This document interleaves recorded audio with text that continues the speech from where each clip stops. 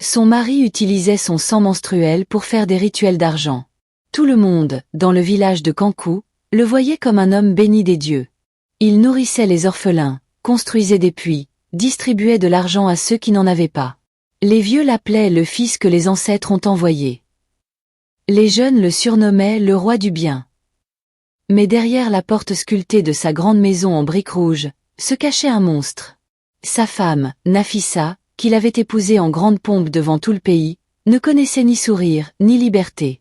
Son visage, pourtant si doux autrefois, portait chaque mois les traces d'une douleur invisible. Son mari ne lui demandait ni amour ni tendresse. Il ne voulait qu'une chose, son sang menstruel. « C'est pour notre avenir, lui disait-il. Tu veux qu'on retourne dans la pauvreté ? » Mais chaque mois, c'était un enfer. S'il ne recevait pas le sang, il devenait violent. Il la forçait, la frappait, l'enfermait dans une pièce sombre jusqu'à ce qu'elle cède. Nafissa n'avait pas le droit de parler, pas le droit de pleurer. Même entourée d'or, elle vivait dans une prison. Le peuple, aveuglé par les dons et la richesse, ne voyait rien. Mais un jour, un événement changea tout.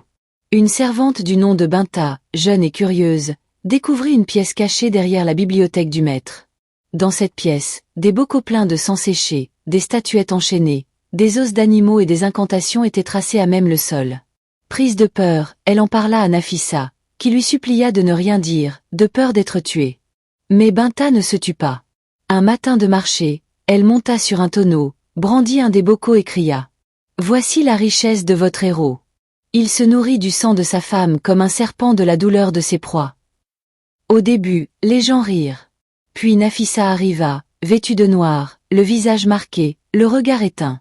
Elle dit simplement « Mon sang est sa fortune. Ma souffrance, son secret. » Le silence tomba. Le village, bouleversé, se retourna contre lui. Ce même peuple qui le glorifiait le traîna hors de sa maison. Les enfants qu'il avait nourris pleuraient de rage. Les femmes criaient leur colère. Il fut lynché sur la place centrale, sous l'arbre des palabres. Nafissa fut libérée. Elle n'avait plus rien, ni maison ni richesse. Mais pour la première fois depuis longtemps, elle marcha libre, sans chaîne.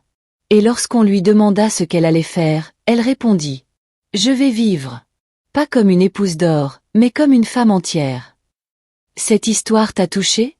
Alors abonne-toi à Africa Story pour que nos mémoires ne meurent jamais. Chaque like, chaque commentaire, c'est une parole d'ancêtre qui revient à la vie.